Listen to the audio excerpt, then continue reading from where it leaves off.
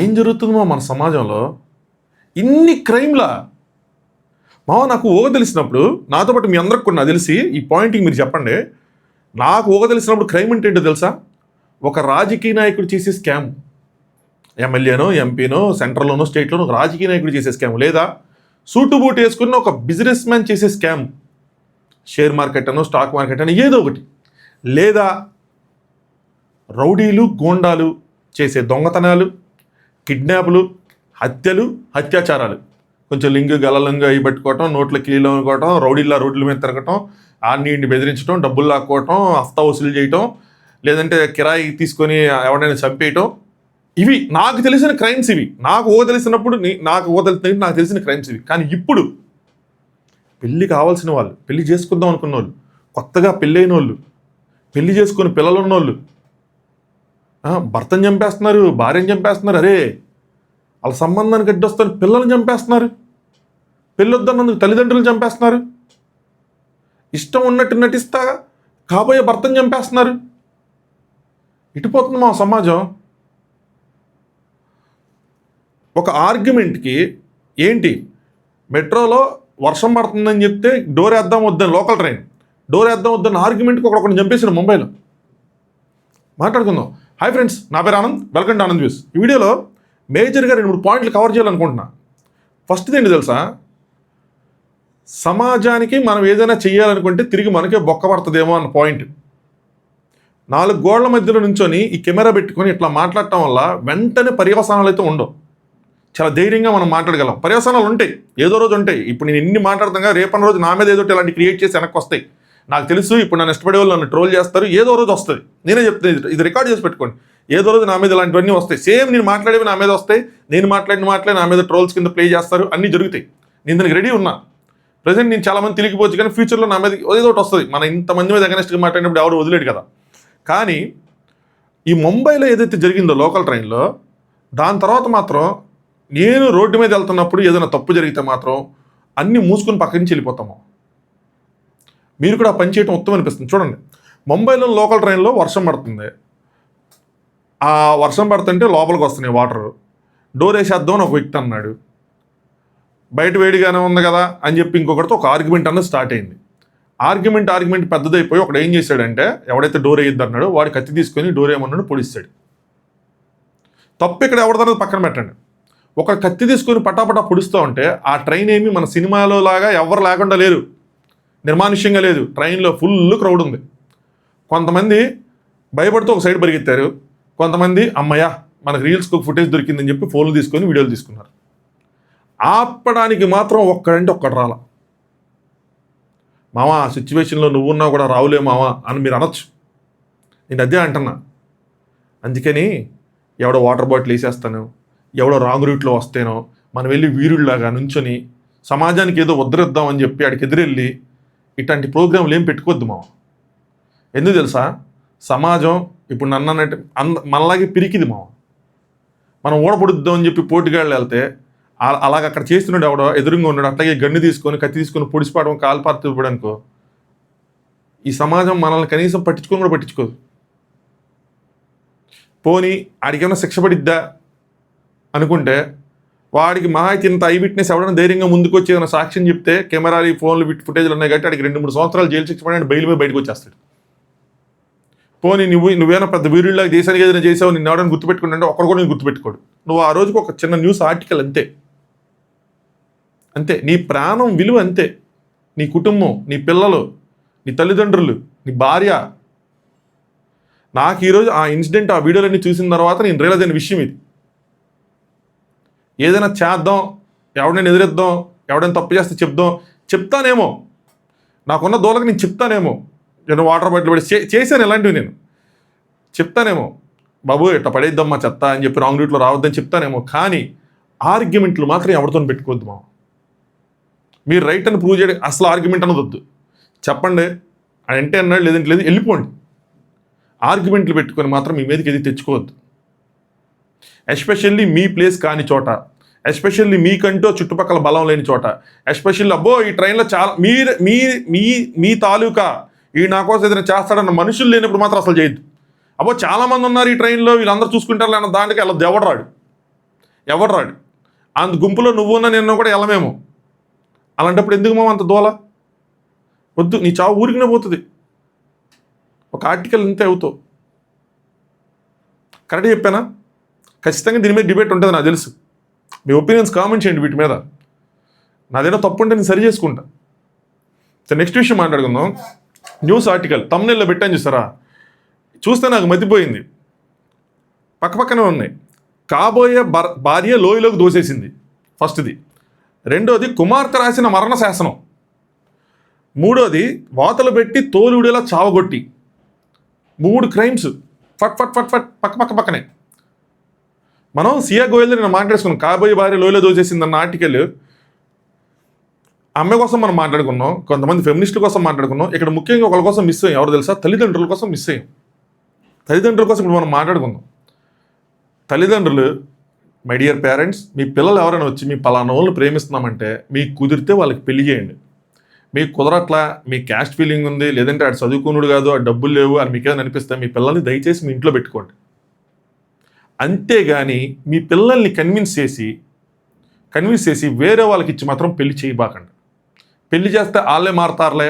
పక్కన వచ్చాడు, ఎరా మీ అమ్మ అంటే నాకు ఇష్టమా, నేను చేసుకోవాలా, మేము అడ్జస్ట్ అవ్వాలా, మీ నాన్నంటే నాకు ఇష్టమా, మీ నాన్న పెద్ద అందుకని చేసుకోవాలా, నేను గల్లా, ఇలాంటి సొల్లు కబుర్లు మాత్రం దయచేసి చెప్పబాకండి. నేను ఇలా హార్ష్గా మాట్లాడుతున్నందుకు. ఎందుకంటే మీరు బాగానే ఉంటారు కానీ మీ పిల్లలు కూడా తర్వాత బాగానే ఉంటారేమో, కానీ వేరే కుటుంబం మొత్తం ఎంటైర్ ఫ్యామిలీ సఫర్ అవుతున్నాయి ఇక్కడ. మీరు తల్లిదండ్రులను ఆపేవాళ్ళు మంచి మాటలు చెప్పచ్చు, వాళ్ళు కన్విన్స్ అయ్యి వాళ్ళంతటా వాళ్ళు చేసుకుంటే ఓకే. ఇట్లాంటి అసలు వద్దనిపిస్తుంది. ఇప్పుడు ఈ అమ్మాయి విషయంలో కూడా ఏం జరిగిందో మనకు తెలియదు. వాళ్ళ పేరెంట్స్ ఎంత కన్విన్స్ చేశారో తెలియదు. చూడటానికి ఆ అమ్మాయి ఏమో ఆ అబ్బాయితో చక్కగా నవ్వుతూ ఉన్న మూమెంట్సే ఉన్నాయి ఎక్కడ చూసినా. కానీ చూడండి వెనకాల ఎంత కుట్ర జరిగిందో. ఒకటి ప్రాణం పోయింది, వాళ్ళ తల్లిదండ్రులు లబోదివ్వమంటున్నారు.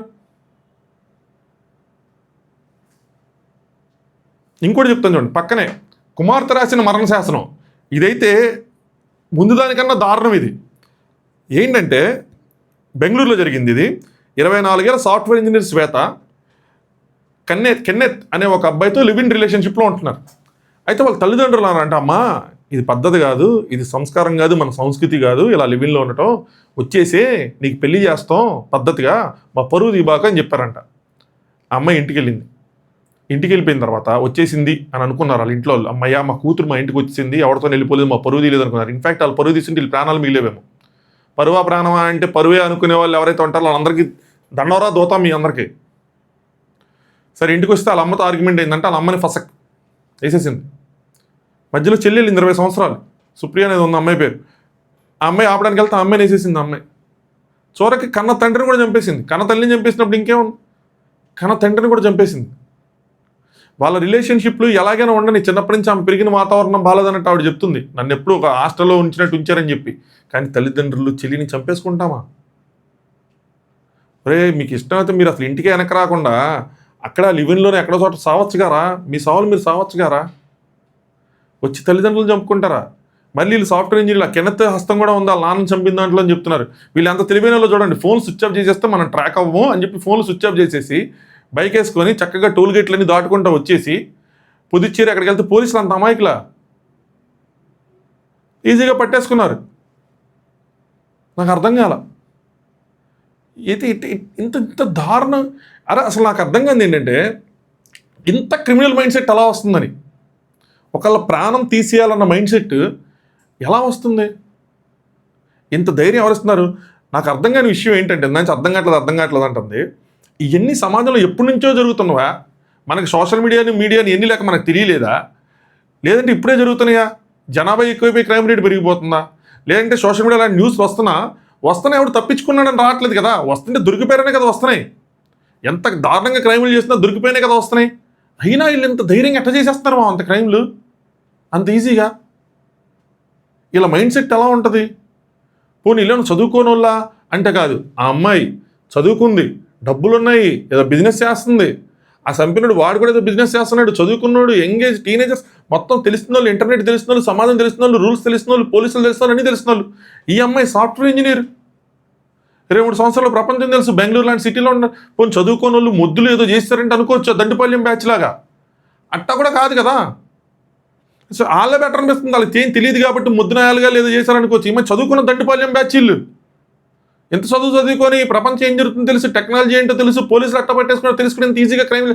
అరే మీరు క్రైమ్లు అంత ఈజీగా చేస్తారని నాకు దొరకమన్న అసలు ఏంద్రా బాబు, మీకు దండం పెట్టాలనిపిస్తుంది. వర్డ్స్ కూడా దొరకట్లేదు వీళ్ళ గురించి డిస్క్రైబ్ చేయడానికి. దొరికిపోతా ఉన్న భయం లేదా? జైళ్ళల్లో పరిస్థితి ఎలా ఉంటుంది అన్నీ కూడా కొన్ని సినిమాల్లోనూ డాక్యుమెంట్స్ కూడా వస్తున్నాయి కదా మామ. గేలు, లెస్బియన్స్ ఇవన్నీ జైల్లో పరిస్థితులు చాలా దారుణంగా ఉంటాయి. కొన్ని డాక్యుమెంటరీస్ మీరు చూస్తే మీరు అవి చూసినా సరే క్రైమ్ చేయరు మామ. అక్కడ ఉన్న వాష్రూమ్స్ కానీ, అక్కడ ఒక తోటి ఖైదీలు ఎలా ప్రవర్తిస్తారని కానీ, హెచ్ఐవి లాంటి జబ్బులు ఉంటాయి జైల్లో, అవి చూసినా మీరు క్రైమ్ చేయరు జనరల్గా అయితే. వాటికి చూసినా భయపడతారు. కానీ ఇక్కడ వీళ్ళు ఇంత ఈజీగా చేసేస్తుంటే నెక్స్ట్ ఆర్టికల్ అయితే దారుణం. నాకు అది ఓపెన్ చేయాలని కూడా లేదు. పిల్లలు మామ, రంగారెడ్డి జిల్లా నందిగామ అనే ఊరిలో ఒక ఆవిడ ఇంకొక ఆయనతో పెళ్లి చేసుకున్న ఆవిడ పిల్లలు ఉన్నారు.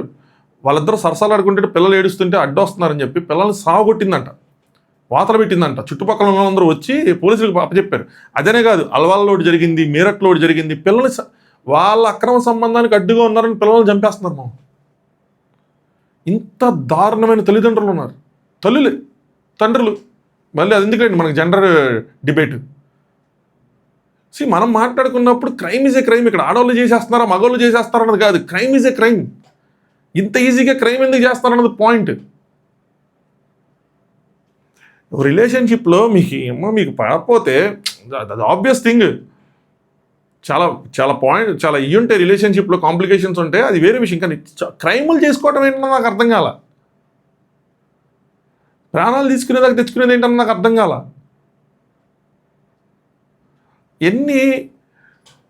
ఎన్ని మనం చెప్తామంటే ఇంకోటికి భయపడి ఏపన్న రోజు ఇలాంటి జరగకుండా చూసుకునేలా చేసుకుంటారు అనుకుంటాం కానీ ఇంకా చేసుకుంటే రోజు ఏదో ఒకటి వస్తుంది. రోజు ఒకటి వస్తున్నాయి మన చుట్టుపక్కలే మళ్ళీ వస్తూ ఉంటాయి. ఇంత మాట్లాడు 4 రోజుల క్రితం 2 నెలల క్రితం మంగళగిరిలో ఇలాంటిది ఏదో జరిగింది. హస్బెండ్ని ఒక ఆవిడ చంపేసింది అక్రమ సంబంధంతో మనం మాట్లాడుకున్నాం. ఇంకొకళ్ళేమో తెలంగాణలో భర్తే లావిడ్ని వేరే వాళ్ళతో వీడియోలు తీసి బ్లాక్మెయిల్ చేసిన కేసులు మాట్లాడుకున్నాం. అన్నీ మాట్లాడుకుంటున్నా ఇవి జరుగుతూనే ఉన్నాయంటే ఎందుకు ఇలా జరుగుతుంది అన్నది మాత్రం డీకోడ్ చేయలేకపోతున్నా. వాళ్ళతో మాట్లాడి వాళ్ళు సైకోలు అయిపోతారా, లేదంటే పోలీసులు ఏమైనా రాంగ్ కేసులు పెడుతున్నారా, నిజంగా ఇలా జరుగుతుందా, జరిగితే ఎందుకు జరుగుతుంది, అంత ప్రేమలేంటి, అంత ఆకర్షణలేంటి, అంత వ్యామోహం ఏంటి అన్నది నాకు అర్థం కావట్లేదు. దీని మీద ఎవరైనా థీసిస్ చేస్తే మీ కాళ్ళకి దండం పెడతాను నేను. థీసిస్ చేసి కనుక్కొని బాబు ఎందుకు ఇలా చేస్తారు, ఆ టైప్లో మైండ్ సెట్ ఎలా ఉంటుంది ఏంటి, ఆ ఏ టెక్నాలజీ ఏదో ఇంకా బాగా పెరిగి ఎవరైనా క్రైమ్ చేసేవాళ్ళు మన చుట్టుపక్కల ఉంటే వీడికి ఈ మైండ్ సెట్ ఉంది, నెక్స్ట్ ఇలాంటి క్రైమ్ అవ్వబోతుంది అని ఏదైనా వస్తే, అలాంటి టెక్నాలజీ వస్తే బెటర్ అనిపిస్తుంది. అప్పుడు ఎన్ని వేల ఉద్యోగాలు పోయినా పర్లేదు, కనీసం 100 ప్రాణాలు బతుకుతాయేమో అనిపిస్తుంది. ఎందుకంటే షేర్ చేసుకోవాలనిపించింది నాకు సడన్గా. ఉదయం నుంచి నేను ఆల్రెడీ ఇన్స్టాగ్రామ్లో షేర్ చేశాయి, బట్ సంభవం ఎందుకు అది మాట్లాడాలనిపించింది నాకు. అది సంగతి.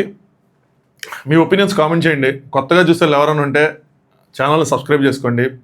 రేపు ఇంకో వీడియోతో మళ్ళీ కలుసుకుందాం. ఐ హోప్ క్రైములు లాంటివి కాకుండా ఏవైనా మనకి అవేర్నెస్, పనికొచ్చేవో, ఎడ్యుకేట్ చేసేవో లాంటి టాపిక్స్తో మాట్లాడుకుందాం.